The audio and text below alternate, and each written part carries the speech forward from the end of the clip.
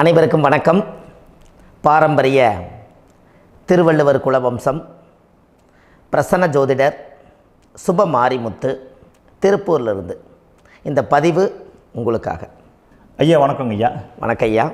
ஐயா இப்போது மக்கள் சார்பாக ஒரு கேள்வி இன்றைக்கி நான் கேட்கலான் இருக்கேன். கேளுங்க ஐயா. ஐயா, அதாவது இந்த ஜாதகத்தில் முடக்கு இருக்கு, ஜாதகத்தையும் முடக்கிருச்சு, கண்டிப்பாக அதனால் வாழ்க்கையில் நிறைய பிரச்சனைகள் அப்படின்னு சொல்லி நிறைய பேர் கேட்குறாங்க. கண்டிப்பாங்க ஐயா. இந்த முடக்குங்கிறது என்னங்க ஐயா? அதற்கும் கர்மாவுக்கு ஏதாவது சம்மந்தம் இருக்காங்க ஐயா? ரொம்ப பற்றி சொன்னீங்கன்னா ரொம்ப உதவியாக இருக்குங்க. நல்ல கேள்விங்க ஐயா. இந்த கர்மாவே முதல்ல எங்கேருந்து வருது அப்படிங்கிறது தான் இப்போ நம்ம சொல்ல போகிறோம். இதுவரைக்கும் எத்தனையோ கருத்துக்களெல்லாம் நீங்கள் இந்த உலகத்தில் கேட்டிருப்பீங்க. ஆனால் இந்த பதிவில் நீங்கள் பொறுமையோடு இந்த கருத்தை ஒரு இனிமையோடு நிதானமாக கேட்டிங்கன்னா உங்களுடைய ஊழ்வினை கர்மா எங்கிருந்து உருவாச்சு, இதனுடைய இந்த கர்மானால் நாம் என்ன கஷ்டப்படுறோம், நாம் இந்த பூமியில் பிறக்கிறதுக்கு என்ன வரம் வாங்கி வந்தோம், நம்ம பாவ புண்ணியமெல்லாம் ஜாதக கட்டத்தில் போய் எப்படி எடுக்கிறது, நம்மளுடைய தோஷம்னு சொல்கிறோமே அந்த தோஷம் எப்படி கிரியேட் ஆகுது, நம்ம இந்த பூமியில் பிறக்கும்போது கொண்டு வந்த கர்மாவா, இல்லை கடவுளே நம்மளுக்கு ஒரு தண்டனையாக கொடுத்த கர்மாவா, இல்லை நம்ம இந்த பூமிக்கு வந்ததுக்கு அப்புறம் செய்த கர்மாவா, இது எல்லாத்தையுமே நம்ம பொறுமையாக கேட்கணும்னா கண்டிப்பாக இந்த பதிவை நீங்கள் பொறுமையோடு கேளுங்க.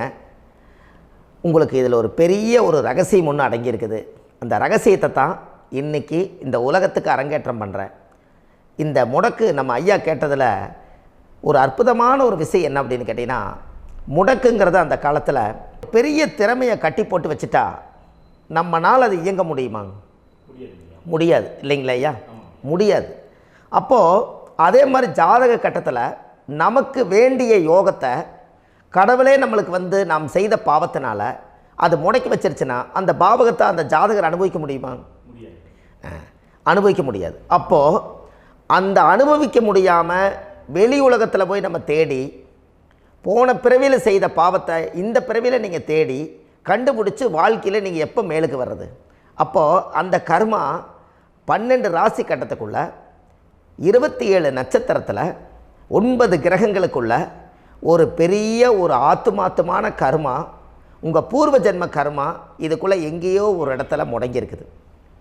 இந்த முடக்க மட்டும் உங்கள் ஜாதகத்தில் நீங்கள் கண்டுபிடிச்சிட்டிங்கன்னா ஹைலைட்டாக வாழ்கிறதுக்கு, இந்த உலகத்தில் சுதந்திரமான வாழ்க்கை வாழ்கிறதுக்கு ஒரு மிகப்பெரிய பொக்கிஷம் உங்கள் ஜாதகத்துக்குள்ளேயே இருக்குது. அப்போது அந்த ஜாதகத்துக்குள்ளே நாம் போன பிறவியில் நம்ம கர்மா நாம் என்ன செய்திருப்போன்னு உங்களுக்குள்ளே பெரிய குழப்பம் இருக்கும். என்னங்க ஐயா, நீங்கள் என்ன கர்மா பண்ணிட்டு வந்தீங்க, நாம் போன பிறவியில் நம்ம யாரை ஒரு வதச்சோம், யாரை நம்ம மனசை புண்படுத்தினோம், நம்ம தாத்தாவுக்கு சோறு போட்டோமா, நம்ம பாட்டனுக்கு சோறு போட்டோமா, நம்ம முப்பாட்டனுக்கு சோறு போட்டோமா, நம்ம கொள்ளுப்பாட்டனுக்கு சோறு போட்டோமா, அப்போ நம்ம அப்பாவுக்கு நம்மளை பெற்றவருக்கு நம்ம சாப்பாடு கொடுத்தோமா, இவங்களுக்கெல்லாம் நம்ம சேவை பணிமடைகள் செஞ்சோமா, நம்மளுடைய உறவுகளுக்கெல்லாம் அரவணைச்சு போனோமா, நம்மளுடைய இந்த மாதிரி நாம் இரத்த சம்பந்த உறவுகளை இருந்து தான் இந்த உலகத்துக்கு நம்ம வெளியில் வந்திருப்போம். அப்போது வெளியில் நீங்கள் நிற்கிறீங்க, அப்படியே மேலே போய் பார்த்தீங்கன்னா ஒரு 7 தலைமுறையில் ஒவ்வொருத்தரும் செய்த கர்மாவெல்லாம் நம்ம பிளட்டு ரிலேட்டிவாக இப்போ நீங்கள் கரண்ட்டில் இருக்கிறவங்க கிட்ட தான் டெபாசிட் பண்ணியிருக்கோம். அப்போ இது தெரியாமல் நாம் ஜாதகத்துக்குள்ளே போய் தசாபுத்தி நல்லா தனுங்க இருக்குது, நான் ரொம்ப கஷ்டப்படுறேன், என் ஜாதகத்தில் போய் பார்த்தேன் எல்லா கிரகங்களும் நல்ல வலிமையாக இருக்குன்னு தான் சொன்னாங்க, ஆனால் இன்னும் என்னுடைய கடன் அடையலை, இன்னும் என்னோடய கர்ம தீர்ந்த மாதிரியே தெரியல, எனக்குள்ளே ஒரு தாட்டு என்னமோ நான் ஒரு பின்தங்கின வாழ்க்கையிலே வாழ்ந்துட்டுருக்கேன் அப்படின்னு நீங்கள் சொல்லும்போது, அப்போ இதையெல்லாம் தாண்டி ஒரு கர்மா உங்களுடைய ராசி கட்டத்துக்குள்ளே எங்கேயோ ஒரு பக்கத்தில் ரகசியமாக புதைஞ்சிருக்கு. அப்போது அந்த ரகசியமாக புதைஞ்சிக்கக்கூடிய அந்த முடக்கு தான் இன்றைக்கி இந்த உலகத்துக்குள்ளே நீங்கள் தெரிஞ்சுக்கக்கூடிய விஷயம். அப்போ அந்த முடக்குங்கிறது ஒன்று உண்மை. இந்த உலகத்துக்கு நம்மளை எல்லாத்துலேயும் நல்லா யோசிச்சு பாருங்கள். 12 ராசி கட்டம் இருக்குதுங்களா ஐயா? ஆமாங்க ஐயா.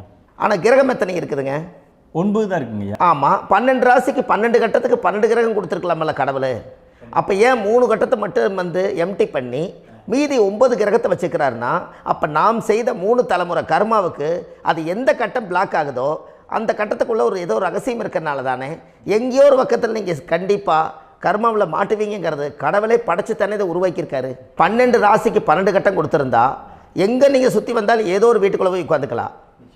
ஆனால் ஒரு வீடு சுத்தமாக இருக்குது, ஒரு வீட்டில் 4 கிரகம் இருக்குது, ஒரு வீட்டில் 3 கிரகம் இருக்குது, ஒரு வீட்டில் 5 கிரகம் இருக்குது, ஒரு 3 வீடு 4 வீடு காலியாக இருக்குது. அப்போ எங்கேயோ ஒரு ராசி கட்டத்துக்குள்ளேயே கடவுளுடைய கர்மா விளையாட்டு, அது ரகசிய விளையாட்டு தான்.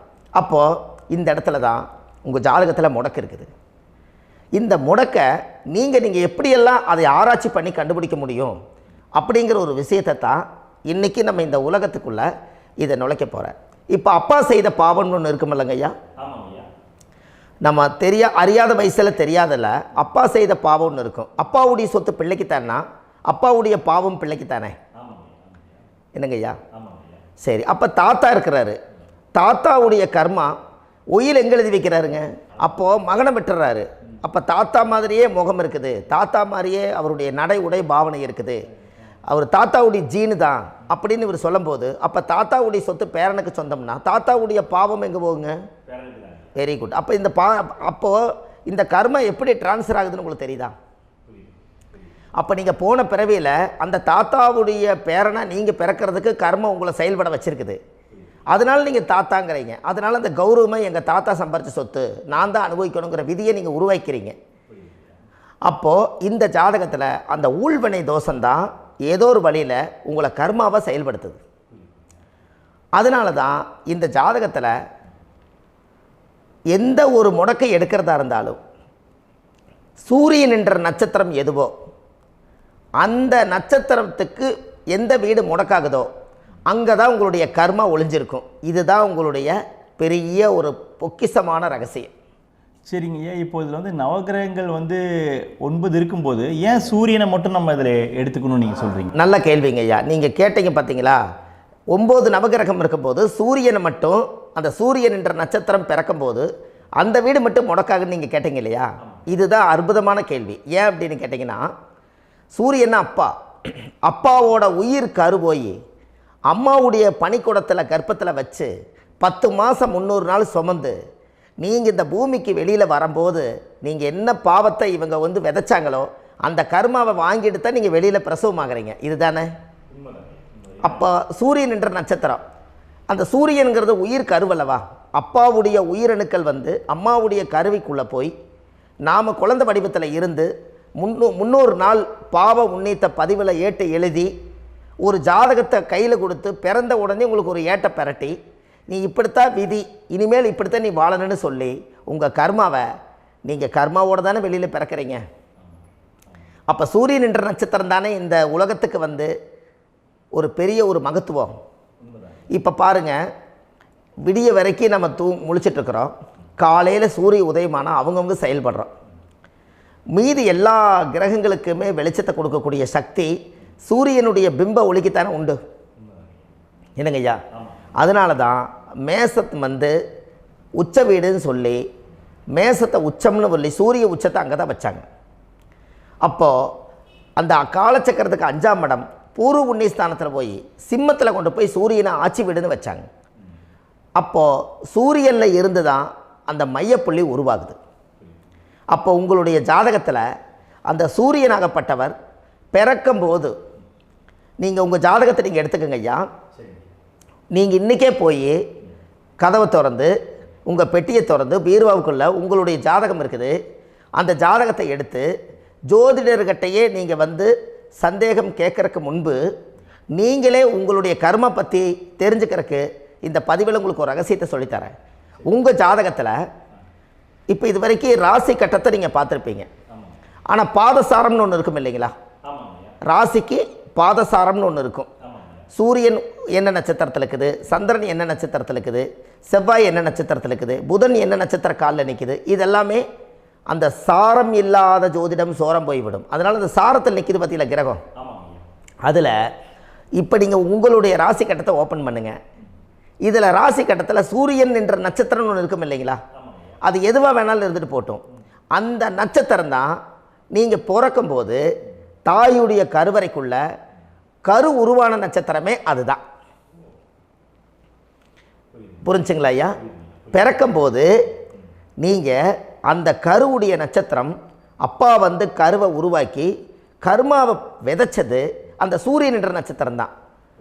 அந்த வீட்டுக்கு தான் இந்த ராசி கட்டத்தில் உங்களுக்கு முடக்கு உருவாகுது. புரிஞ்சுங்களா ஐயா? அப்போது ஒரு ஜாதகத்தில் சூரியன் என்ற நட்சத்திரம் எதுவோ அதுதான் உங்களுடைய கர்மா நட்சத்திரம். இப்போ நம்ம பிறக்காதுக்கு முன்னாடி அப்பா கட்டத்தில் அந்த கர்மா டெபாசிட் ஆகிருக்கும். அதை ட்ரான்ஸ்ஃபர் எப்படி பண்ணுறாரு? அவருக்கு ஒரு கல்யாணம் வச்சு அவர் குடும்ப வாழ்க்கையில் வாழ்ந்து நம்மளோட உயிர் கருவை கொண்டு போய் ஊராம் பொண்ணை கல்யாணம் பண்ணி பொண்டாட்டின்னு எடுத்துக்கொண்டு அந்த பொண்டாட்டிங்கிற உரிமையாகி இவருடைய உயிர் கரு உருவாகி வாரிசுகள் வெளியில் வருது. அதானங்க ஐயா? அப்போது அந்த சூரியன் என்ற நட்சத்திரம் தான் இந்த உலகத்தில் ஒரு பிரம்மாண்டமான நட்சத்திரம். இந்த நட்சத்திரம் உங்கள் மனசுக்குள்ளே ஏதாவது இருந்துச்சுன்னா உங்கள் வீட்டில் ஏதாவது ஒரு நல்ல விஷயங்கள் நீங்கள் பண்ணுறதா இருந்தால் அந்த கர்மா நட்சத்திரம் சூரியனுடைய நட்சத்திரம் இருக்குது பார்த்தீங்களா, அந்த நட்சத்திரத்தில் எந்த ஒரு சேவைகளும் செய்யக்கூடாது. அதுதான் கர்மா. அதை போய் நீங்கள் ஆக்டிவேட் பண்ணி விட்டீங்கன்னா அது முன்னோர்களை வந்து நீங்கள் வந்து தொந்தரவு பண்ண மாதிரி. அந்த கர்ம நட்சத்திரம் தான் உங்கள் வாழ்க்கையில் அது புதஞ்சிருக்கிறதா. இப்போ குழந்தை பிறந்தாலோ சீர் சீமந்தங்கள் நீங்கள் செய்கிறதாலோ கல்யாணம் முக்கிறதுனாலோ உங்கள் ஜென்ம நட்சத்திரத்தன்னைக்கு கல்யாணம் பண்ண வேண்டாம்னு சொல்லிக்கிறாங்கல்லங்க. உங்களுக்கு ஜென்ம நட்சத்திரத்துக்கு முன்னாடி உங்களை உருவாக்குன நட்சத்திரம் தான் ஜென்ம நட்சத்திரம். அப்போ சூரியன் என்ற நட்சத்திரம் அப்பாவுடைய ஜென்ம நட்சத்திரமாக அந்த ஊழ்வினை கர்மம் செயல்படுது. அப்போ அந்த முடக்கு யார் வழியில் வந்தது? முன்னோர்கள் வழியில் வந்தது. முன்னோர்கள் கட்டி வச்சது யாரைய? குலதெய்வத்தை. அப்போ அந்த குலதெய்வத்தை போய் சாமிக்கு போய் வீடு வாசல்லாம் வலித்து குலதெய்வத்தை போய் தேங்காய் பழம் பூ மாலை கல்கண்டு வாங்கி அர்ச்சனை பண்ணி ஒரு அன்னதானம் ஒன்று பண்ணிவிட்டு சாமிக்கு பொங்கல் வச்சு நைவேத்தியம் பண்ணிவிட்டு உங்கள் ஜாதகத்தை வச்சு பூஜை பண்ணிவிட்டு வாங்க. அதுக்கப்புறம் தான் உங்கள் கர்மாவை கண்டுபிடிக்கிறதுக்கு வழியே பிறக்கும். குலதெய்வத்தை வணங்காமல் கோவிந்தா கோவிந்தா என்று பல தெய்வத்தை வணங்கினாலும் பலனொன்றும் இல்லைன்னு அந்த காலத்தில் முன்னோர்கள் சொல்லி வச்சுக்கிறாங்களா இல்லைங்களா? அதனால் கண்டிப்பாக அதை கண்டுபிடிச்சி நீங்கள் அதுக்கு ஒரு நைவேத்தியம் பண்ணால் மட்டும்தான் முதல்ல உங்கள் 5ஆம் பாவம் முன்னோர்கள் அது வேலை செய்யும். குலதெய்வ ஆலயத்துக்கு போயிட்டு வாங்க. போயிட்டு வந்துட்டு இந்த கர்மவினை தோஷத்தை நிவர்த்தி பண்ணுறதுக்குண்டான சரியான பரிகாரத்தை நம்ம எடுப்போம். அப்போது உண்மையாலுமே ஒரு ராசி கட்டத்துக்குள்ளே இந்த மாதிரி ஒரு அந்த கர்ம தோஷம் இருப்பதனால இந்த கர்மா தோஷத்துக்கு அந்த முடக்க தோஷங்கிறத நீங்கள் எடுத்து அதை கண்டுபிடிச்சி அந்த சூரியன் என்ற நட்சத்திரம் எந்த ராசி கட்டத்தில் போய் முடக்காயிருக்குதோ அந்த முடக்கு எந்த பாவகம் வந்து நம்மளுக்கு லாக் ஆகிருக்குதோ அந்த பாவகத்துக்கு உண்டான பரிகாரங்கள் அதுக்குரிய ஸ்தலங்கள் அந்த கோவில்களில் போய் சுவாமிக்கு தேங்காய் பழம் பூமாலை கல்கண்டு வாங்கி அர்ச்சனை பண்ணி நீங்கள் அந்த கோவிலுக்குள்ளே போய் உட்காந்து சாமி கும்பிட்டு வந்தீங்கன்னா உங்களுடைய ஜாதகத்தில் இருக்கக்கூடிய அந்த முடக்கு தோசை நீங்கி வாழ்க்கையில் நீங்கள் எதை சாதிக்க வந்தீங்களோ அந்த சாதனையை நீங்கள் சாதிச்சிட்ருப்பீங்க. புரிஞ்சுங்களா ஐயா? ஏன் அப்படின்னா அந்த முடக்கு நட்சத்திரத்துக்குள்ளே தான் ஒரு தோஷம் இருக்குது. இப்போ அந்த காலத்தில் பாருங்கள் ஐயா, முன்னோர்கள் எல்லாம் நிறைய பேர் கோவில் கட்டி வச்சுட்டு போயிருக்காங்களா இல்லைங்களா? இந்த கோவில் எதுக்காக கட்டி வச்சுக்கிறாங்கன்னா அவங்க கட்டினவங்களுக்கும் அந்த முடக்கு தோஷம் இருந்திருக்குது. ராஜாக்கள் இருந்திருக்குது, மன்னர்கள் காலத்தில் இருந்திருக்குது, ஜமீன்தார் காலத்தில் இருந்திருக்குது. இப்போ அவங்களுடைய அமைப்புகள் எல்லாமே முன்னோர்கள் என்னமோ அறியாமல் தெரியாத தன்னடக்கம் இல்லாத ஒரு கர்மாவை இவங்க செஞ்சிட்டாலும் அதுக்குரிய பரிகார ஸ்தலங்களை கொண்டு போய் அந்த காலத்திலே ஜாதகம் பார்த்து நம்ம வந்து முன்னோர்களுடைய பாவத்தை நாம் செய்த பாவத்தையும் தீர்த்துட்டு நமக்கு கீழே அடுத்த சந்ததிகள் அடுத்த தலைமுறைகள் வந்தாலும் இந்த கோவில்களுக்கு வந்து விளக்கு போட்டு சாமி கும்பிட்டு இந்த மண்ணை மிதிச்சுட்டு போனால் அன்னையோடு அந்த கர்மா தீருங்கிறது அந்த காலத்திலேயே முடக்க தோஷ பரிகாரத்தை கோவில் வழியில் அந்த காலத்தை திசை திருப்பி வச்சுருக்காங்க. அப்போ நீங்கள் கோவிலுக்கு போகாமல் கண்டிப்பாக இந்த பரிகாரத்தை நீங்கள் உடைக்க முடியாது. ஏன் உடைக்க முடியாதுன்னா இப்போ நீங்கள் எத்தனை வருஷம் வாழ்கிறீங்க ஐயா? 120 வருஷமே வச்சுக்கோங்க. சூரியன் திசை 6 வருஷம், சந்திரன் திசை 10 வருஷம், செவ்வாய் திசை 7 வருஷம், ராகு திசை 18 வருஷம், குரு திசை 16 வருஷம், சனி திசை 19 வருஷம், புதன் திசை 17 வருஷம், கேது திசை 7 வருஷம், சுக்கிரன் திசை 20 வருஷம். இப்போ நான் சொன்ன டோட்டலெல்லாம் கூட்டிங்கன்னா 120 வருஷம் வரும். இது ஒரு மனிதர் பிறந்து பூரண ஆயுளோடு வாழ்ந்தால் இந்த 120 வருஷம் வாழ்ந்தால் அவர் இந்த பூலோக பதவி விட்டு சிவலோக பதவி போயிடுவார். அதுக்கு பேர் தான் பூரண ஆயுள் என்று பொருள். அப்போ இந்த பூரண ஆயுளை வாழ்ந்தவருக்கு 120 வருஷம். கோயில் எத்தனை வருஷம் வாழுதுங்க ஐயா? கோயில் பழங்காலத்து கோயிலெல்லாம் எத்தனை வருஷம் வாழுதுங்க? 12 வருஷத்துக்கு கும்பாபிஷேகம். அது ஓகே, அது பரவாயில்ல. 12 வருஷத்துக்கு ஒருக்கா பழசை புதுப்பிச்சு கும்பாபிஷேகம் பண்ணி மறுபடியும் அதுக்கு பவர் ஊட்டி சக்தி ஊட்டி அதுக்கு உருவேற்றுறாங்க. நான் சொல்கிறது கோயில் 5000 வருஷம் 4000 வருஷம் பெரிய பெரிய சித்தர்கள், மகான்கள், ரிஷிமார்கள், யோகிகள், சித்தர்கள் இவங்களெல்லாம் போய் கோவில்லையே சிவனையும் பெருமாளையும் வழிபாடு பட்டுட்டு கோவில்லையே ஒரு ஓரத்தில் ஜீவசமாதி ஆயிட்டாங்கன்னு பழைய கால கோயிலில் சித்தர்கள் குடியிருக்காங்களா இல்லைங்களா? இருக்காங்கல்லங்க ஐயா. அப்போது நாம் 120 வருஷம் வாழ்கிறோம், கோவில் 5000 வருஷம் வாழுது. எங்கே சக்தி அதிகமாக இருக்குன்னு சொல்லுங்க? கோவிலில் தாங்க ஐயா. கோயில் தான், அதில் ஒன்றும் மாற்றம் இல்லைங்களே. கோயில் தாங்க. அப்போ கோவிலில் தான் அந்த சக்தி இருக்குதுன்னு நீங்கள் சொல்கிறீங்க. அப்போ உங்களுடைய கர்மாவை உடைக்கிறதுக்கு 120 வருஷம் பெருசா 5000 வருஷம் பெருசான்னு சொல்லுங்கள்? 5000 தாங்க. அப்போ 5000 வருஷம் உள்ள அலைகள் எத்தனை அந்த சிவனுக்கு இப்போ சிவன் கோயிலே உங்களுக்கு முடக்கு தோஷத்துக்கு ஒரு கோயில் வருதுன்னு வச்சுக்கோங்க. அந்த கோவிலில் எத்தனை முடக்குகளுக்கு உண்டான கோவில்கள், எத்தனை பழங்களை ஊற்றி சாமிக்கு அபிஷேகம் பண்ணியிருப்பாங்க, எத்தனை பால் கூட ஊற்றிருப்பாங்க, பன்னீர், தேன், இளநீ, மஞ்சள் நீர், திருமஞ்சனம், அபிஷேகம், பொங்கல், நைவேத்தியம் இத்தனையும் செஞ்சு அந்த சிவனை சிவனாக பார்த்து அந்த கருவறைக்குள்ள ஒரு கிராணங்கள் வரும்போதும் கூட பாதுகாப்பு பண்ணி வச்சு நல்ல சக்தியோடு அந்த கருவறையை புத்தியோடு அவங்க வேலை செஞ்சு அந்த காலத்தில் வச்சுருக்காங்களா இல்லைங்களா? அப்போது நம்ம வீட்டை அவ்வளோ சுத்தமாக வச்சுருக்க முடியுமா? என்னதான் வாஸ்து இருந்தாலும் முடியாது இல்லைங்களா? அப்போது அவ்வளவு ஒரு பவர்ஃபுல்லான கோவில் அந்த முடக்கு தோஷத்துக்குள்ளே ரகசியமாக அந்த கோயில் அடங்கியிருக்குது. உங்கள் ஜாதகத்துக்குள்ளே உண்மையாலுமே ஊழ்வினை கோயில், கர்மவினை கோயில் அதுக்குள்ளே இருக்குது. அந்த ஜாதகத்தை கணிச்சு பார்த்தா கரெக்டாக உங்களுடைய ஜாதகத்தில் அப்பாவுடைய கருவறையிலேருந்து உயிர் உருவாகிற நேரத்தில் இருந்து இப்போ வரைக்கும் நீங்கள் கரண்ட்டில் வாழ வரைக்கும் அந்த கர்ம கூட வர்றதை ஒரே ஒரு இடத்துல போனால் மட்டும்தான் விட்டுட்டு வர முடியும். அது எந்த வீடு அப்படின்னு கேட்டால் உங்களுக்கு அப்பாவுடைய கர்மா வழியில் போய் அந்த கோவில் பழையகால கோயில், பழையகால தெய்வங்கள், அந்த கோவில் தான் உங்கள் ஜாதகத்துக்குள்ள ரகசியமாக இருக்கும். அது ஏன் இந்த பதிவில் உங்களால் சொல்ல முடியாது அப்படின்னா, இந்த பதிவில் ஏன் உங்க சொல்ல முடியாதுன்னா உங்கள் ஜாதகம் தெரியாமல் என்ன கோயிலை நீங்கள் சொல்லுவீங்க? இப்போ பொதுவாக ஒரு நட்சத்திரத்துக்கு ஏதோ ஒரு கோவிலை அவங்க சொல்லி நீங்கள் போயிட்டு வர்றீங்கன்னு வச்சுக்கோங்க. ஆனால் அது வேலை செய்யலைன்னா நம்மளுக்கு என்னங்க இவ்வளோ கஷ்டப்பட்டு போய் அதை பலனடையிலேன்னு கேள்வி கேட்டக்கூடாது. உங்கள் ஜாதகத்தை நீங்கள் கொண்டாங்க, உங்கள் டேட் ஆஃப் பர்த் டயத்தை போட்டு ஜாதகத்தை கணிச்சு நீங்கள் சூரியன் என்ற நட்சத்திரத்துக்கு உங்களுடைய கர்மவினை கோவில் யார், உங்களுடைய முடக்கு யார், ஊழ்வனை தோஷத்துக்கு உண்டானவர் யார், தாய் வழி கர்மா யார், தந்தை வழி கர்மா எது, நீங்கள் பிறக்கும்போது வந்த கர்மா என்ன, இது எல்லாம் கணிக்காமல் பொதுவாக ஒரு கோயிலில் போய் நீங்கள் பாட்டுக்கு சாமி கும்பிட்டு வந்தால் பலன் எப்படி கிடைக்கும்? கண்டிப்பாக கிடைக்காதுங்க ஐயா. என்னங்க ஐயா? அது தெரிஞ்சு பண்ணாதான் சரியா? ஒரு டாக்டர்கிட்ட போகிறீங்க, என்னை அப்படியே ஸ்கேன் பண்ணி ஒரே ஒரு மாத்திரை கொடுங்கன்னு கேட்டால் டாக்டர் கொடுப்பாருங்களா? அவர் என்ன பிரச்சனை இருக்குதோ அதை முதல்ல கண்டுபிடிச்சி ஸ்கேன் பண்ணி பார்த்து ரிப்போர்ட் எடுத்து அது மூலியமாக தான் கொஞ்சம் எடுத்து ஐயா உங்களுக்கு இந்த பிரச்சனை, இதுக்கு தீர்வுக்கு இதுக்குண்டான மெடிசன், இது இப்படித்தான் சாப்பிடணும்னு அது முறையாக சொல்லி அந்த உயிர் வாழ வைக்கிறாரு டாக்டர். அவர் ஒரு தெய்வ வடிவத்தில். கரெக்டுங்களா ஐயா? அப்போ உங்களோட கர்மா எங்கே செயல்படுது அப்படின்னா, இந்த முடக்க நீங்கள் இந்த பதிவில் தெரிஞ்சுக்கங்க. அதுக்குரிய நட்சத்திரம் என்னன்னு தெரிஞ்சு வச்சுங்க. உங்கள் ஜாதகத்தில் சூரியன் என்ற நட்சத்திரத்தை எடுத்துக்கங்க. அந்த வீட்டுக்கு முடக்க இந்த பதிவில் எந்த வீடு லாக் ஆகிருக்குதுங்கிறத நான் உங்களுக்கு இந்த வீட்டில் சொல்கிறேன்.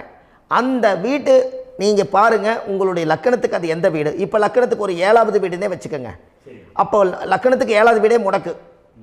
அப்படி ஒரு முடக்கு ஆகிப்போச்சுன்னா ஒரு ஜாதகத்தில் லக்கணம் தான் 1, 7ஆம் இடம்ங்கிறது மனைவி ஸ்தானம். ஒரு ஆணுடைய ஜாதகத்துக்கு 7ஆம் இடம் தான் மனைவி. அவருக்கு நல்ல மனைவி அமையாமல் ஆடம்பரம் இருந்தும் வீடு அரண்மனை மாதிரி இருந்தும் அந்த மனைவியை ஒரு சந்தோஷமாக அவர் அனுபவிக்க முடியாது. புரிஞ்சுங்களா ஐயா? சந்தோஷமாக அனுபவிக்க முடியாது. ஏன் அப்படி? 7ஆம் இடத்துல தான் அவரோட கர்மா உட்கார்ந்துருக்குது. கரெக்டாக சொன்னீங்க. 7ஆம் இடத்துல தான் அந்த கர்மா உட்கார்ந்துருக்குது. அப்போ அந்த 7ஆம் இடத்துல இருக்கக்கூடிய அந்த கர்மா போன பிறவியில் நீ மனைவிக்கு சோறு போடாமல் மனைவியை கட்டி வச்சு அடிக்கிறதும், மனைவியை துன்புறுத்துறதும், அந்த மனைவி இருக்கவே இன்னொரு வாழ்க்கைக்குள்ளே போகிறதும், இங்கே வாழ வேண்டிய தாம்பத்திய சந்தோஷத்தை கொண்டு போய் இன்னொரு இடத்துல கொடுக்கறதும், தெரிஞ்சிருந்தே நம்மளுடைய மனசுக்குள்ளே திருடுத்தனமாக வாழ்கிறதும், இது எல்லா கர்மாவும் போன பிறவியில் நாம் செய்த ஊழ்வினை கர்மா தான் உங்கள் ஜாதகத்தில் 7ஆம் இடம் முடக்கு.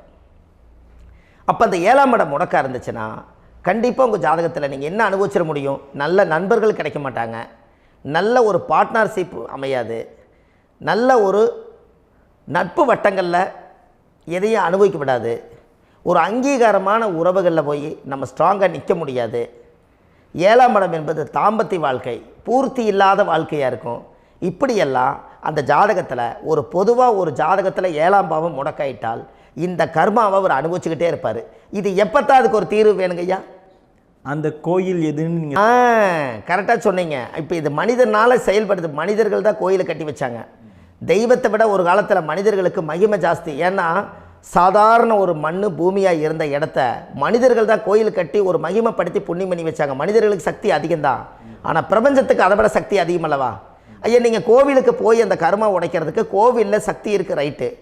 ஆனால் நம்ம வீட்டுக்கும் கோயிலுக்கும் ஒரு மிகப்பெரிய தொடர்பு என்னென்னா, அந்த கோயில் கட்டுறவங்க எல்லாமே பழைய காலத்து கோயிலெல்லாம் பாருங்கள், பஞ்சபூதத்தை வச்சு கட்டியிருப்பாங்க. பஞ்சபூதத்தை வச்சு தான் கட்டுவாங்க கோயில். அது உங்களுக்கு தெரியணும் இல்லைங்களா? பஞ்சபூதம்னா நீர், நெருப்பு, காற்று, பூமி, ஆகாயம். இந்த பஞ்சபூதத்தினுடைய சக்திகள் எல்லாம் ஒரே நேர்கோட்டுக்கு என்னைக்கு வருதோ அன்னைக்கு தான் அந்த கோவிலுடைய பாலக்கால் போட்டு 1000-2000 வருஷம் நிலச்சி நிற்கிறது. காரணம், இந்த பிரபஞ்சத்தில் பஞ்சபூதம் எப்படி நிலச்சி நிற்குதோ அதுபோல் 5000 வருஷம் நிற்கிறதுக்கு அந்த பஞ்சபூத சக்தி வச்சு தான் சாமி சிலையை பிரதிஷ்டை பண்ணி வச்சுருப்பாங்க. அதனால தான் இந்த கோயில்கள் எல்லாம் 5000 வருஷமாயும் எத்தனையோ கிராணங்களை எல்லாம் தப்பிச்சிருக்கிறதுக்கு காரணம். அப்பேற்பட்ட புண்ணிய ஸ்தலம் உங்களுக்கு எதுன்னு தெரியணும் அல்லவா? என்னங்க ஐயா? அப்பேற்பட்ட புண்ணிய ஸ்தலம் உங்களுக்கு எதுன்னு தெரிஞ்சால் தானே நீங்கள் போய் செய்ய முடியும், இல்லாட்டி கண்டிப்பாக தெரியாது. அப்போ இந்த முடக்கு தோஷத்தை கடவுள்கிட்ட கொண்டு போய் ஒப்படைக்கணும். நாம் பிறக்கும் போது கொண்டு வந்த கர்மாவை நாம் இருக்கும் காலத்தில் கொண்டு போய் இந்த கர்மாவை சுத்தப்படுத்தி, நீங்கள் பாவ ஆத்மாவை இந்த பூமியில் பிறந்து பூலோகத்தில் எல்லா புண்ணியத்தையும் செஞ்சுட்டு இந்த பூலோகத்தை விட்டு நீங்கள் போகும்போது புனித ஆத்மாவாக போகணுன்னா உங்கள் கர்மாவை கொண்டுட்டு போகாதீங்க, கர்மாவை நிவர்த்தி செய்யுங்க. என்னங்க ஐயா?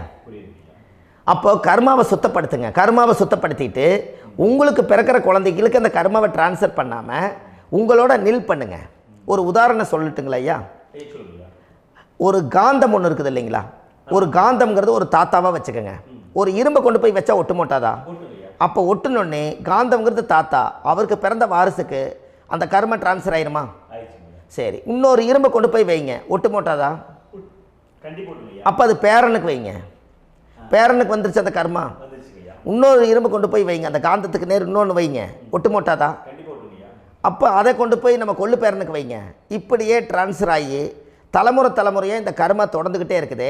இந்த இடத்துல கொண்டு போய் காந்தத்துக்கு இரும்பு ஒட்டிகிட்டே இருக்குதுல்ல, இந்த இடத்துல ஒரு மரக்கட்டை செஞ்சு கொண்டு போய் கரெக்டாக வச்சுக்கினே போட்டுமா? அந்த மரக்கட்டையை கொண்டு போய் வைக்கிறவர் யார்?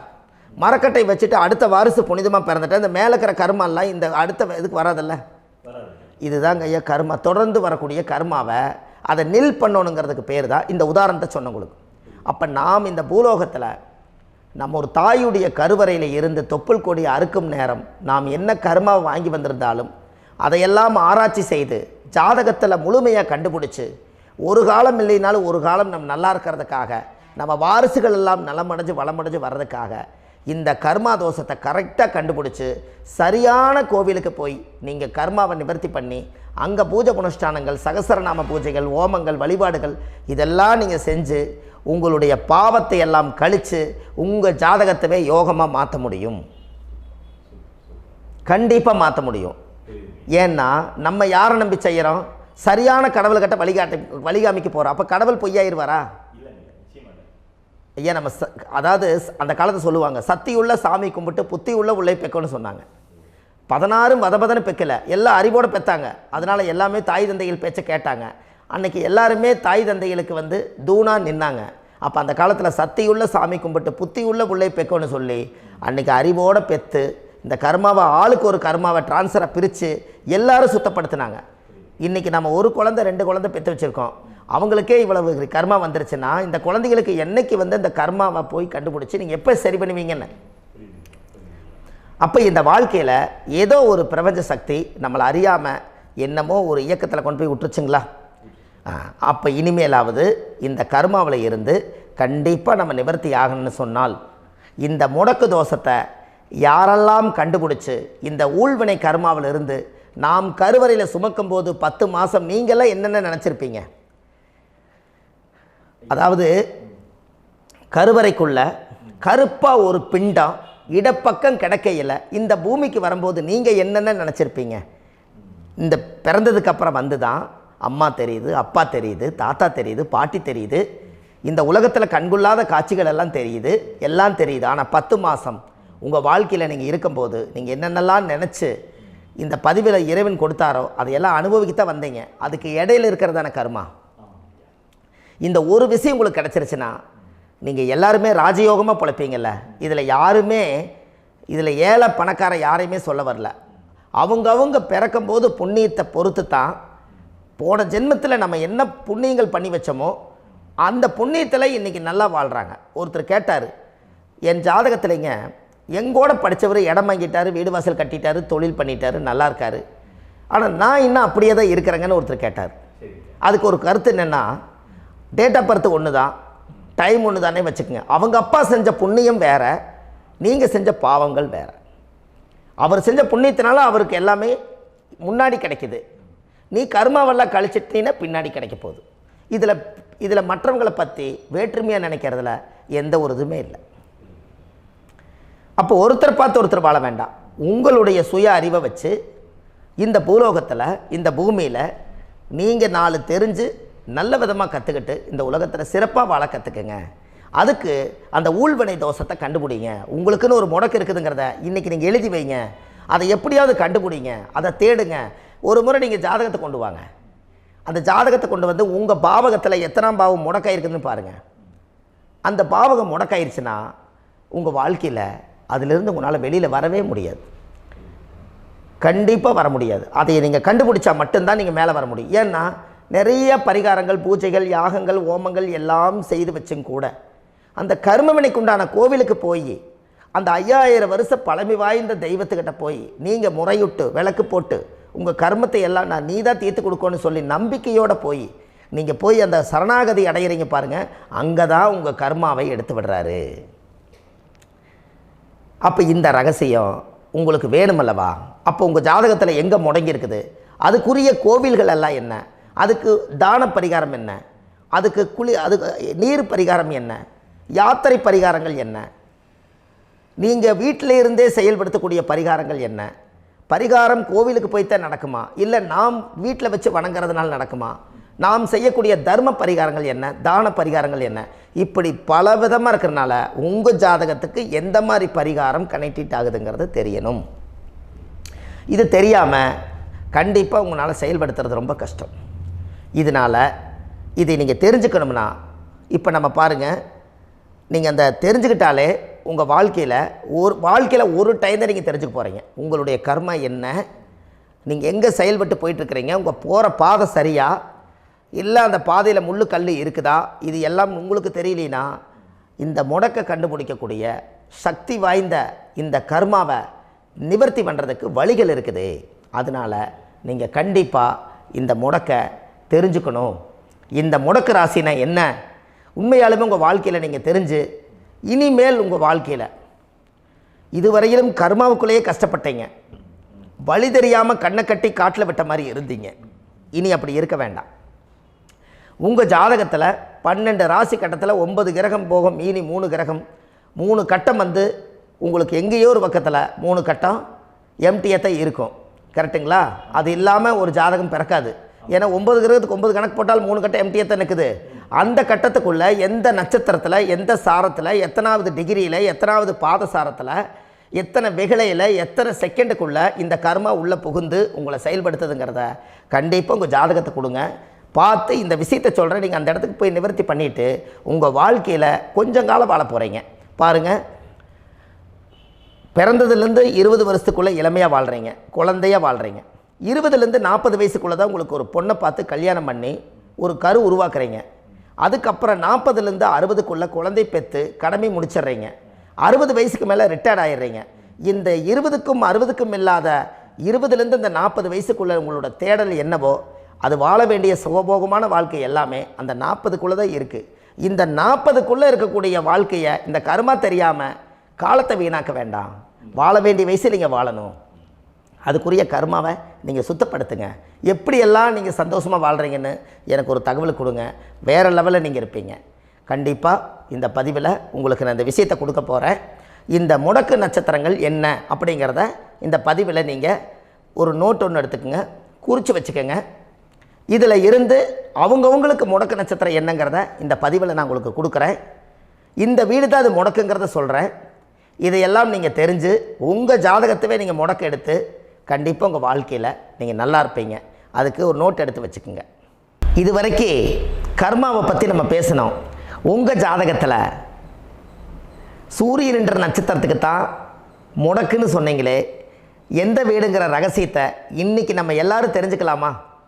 இத்தனை காலமாக நீங்கள் தெரிஞ்சுக்காத ஒரு ரகசியத்தை இன்றைக்கி உங்கள் ஜாதக கட்டத்தில் நீங்களே முடக்க கண்டுபிடிச்சி அதுக்குண்டான பலனை தேட போகிறீங்க. அந்த தேடல் தான் உங்களை கொண்டு போய் உட்கார வைக்க போகுது. ஒரு உதாரணம், உங்கள் ஜாதகத்தில் பாதசாரம் இருக்குது அல்லவா? அந்த பாதசாரத்தில் சூரியன் என்ற நட்சத்திரம், சூரியன் நின்ற நட்சத்திரம் பாதசாரத்தில் கரெக்டாக எடுங்க. சூரியன் என்ற நட்சத்திரம் மிருகசீரிஷ நட்சத்திரமாக இருந்தால் அந்த வீடு யார் வீடு முடக்குன்னு உங்களுக்கு தெரியுமா? மிதுன ராசி வீடு தான் முடக்கு. அப்போ உங்கள் லக்கணத்துக்கு அது எத்தனாவது வீடுன்னு பாருங்கள். அந்த பாவகத்தை நீங்கள் அனுபவிக்க முடியாது. இந்த முடக்கை மட்டும் நீங்கள் தெரிஞ்சுக்குங்க. இந்த பரிகாரங்கள் எல்லாமே உங்கள் ஜாதகத்தை பார்த்து உங்களுக்கு நான் பலன் எடுக்கிறேன். ஏன்னா பரிகாரம் எல்லாத்துக்கும் ஒரே மாதிரி வராது. நல்லவங்களுக்கும் ஒரே பரிகாரம், கெடுதல் பண்ணவங்களுக்கும் ஒரே பரிகாரம், முற்பிறவியில் செஞ்ச பாவங்களுக்கும் ஒரே பரிகாரம், இந்த பிறவியில் செஞ்ச பாவங்களுக்கும் ஒரே பரிகாரம் வராது. உங்கள் ஜாதகத்தில் டேட் ஆஃப் பர்த் வேறு, டைம் வேறு, பிளேஸ் வேறு, உங்களுடைய ஊரில் ஏதோ ஒரு சூரிய உதயத்தினுடைய எல்லாமே மாறும். அப்போது அதுக்குரிய சமாச்சாரங்கள் உங்களுடைய வழியில் ரகசியமாக தான் இருக்கும். அதை நம்ம கணக்கு போட்டு ஜாதகம் பார்த்து அதில் பிரசன்னப்படியும் இயற்கை பிரசன்னம் போட்டு உங்களுக்கு அந்த சோழி போட்டு பார்த்து உங்களுடைய பிரபஞ்சத்துக்கும் உங்களுக்கும் என்னென்ன கனெக்டிவிட்டி இருக்குதுன்னு பார்த்து அதிலிருந்து கண்டுபிடிச்சி பரிகாரத்தை எடுத்தால் மட்டும்தான் அதிகாரமாக வேலை செய்யும். அப்போ கண்டிப்பாக இந்த மிருகசீரிஷ நட்சத்திரம் தான் உங்களுக்கு சூரியன் என்ற நட்சத்திரம். அப்போ மிருகசீரிஷ நட்சத்திரத்துக்கு உங்கள் வாழ்க்கையில் ஒரு நல்ல ஒரு வெளிச்சம் போட்டு வாழணும்னால் மிதுன வீடு தான் முடக்கு. மிதுனம் ஆரோட வீடு? அது புதனோட வீடு. புதன் யார்? மாமன் வர்க்கம். அப்போ மாமன் வர்க்கத்தில் இருந்து தான் உங்களுக்கு கர்ம வேலை செய்யுது. அப்போ அந்த மாமன் வர்க்கத்துக்கு உண்டான ஊழ்வினை தோஷத்தை நீங்கள் நிவர்த்தி பண்ணால் தானே உங்கள் ஜாதகம் நல்லா வேலை செய்யும்.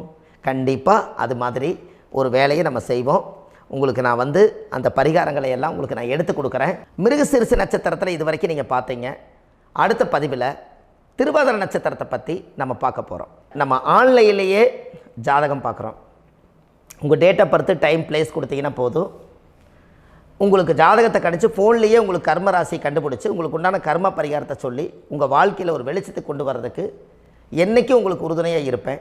நீங்கள் கண்டிப்பாக இந்த பதிவுகள் எல்லாம் இது உங்களுக்காகத்தான். இது அதிகாலை நேரத்தில் பிரம்ம முகூர்த்தத்தில் இந்த பதிவை உங்களுக்கு முழுமையாக சமர்ப்பணம் பண்ணுறேன்.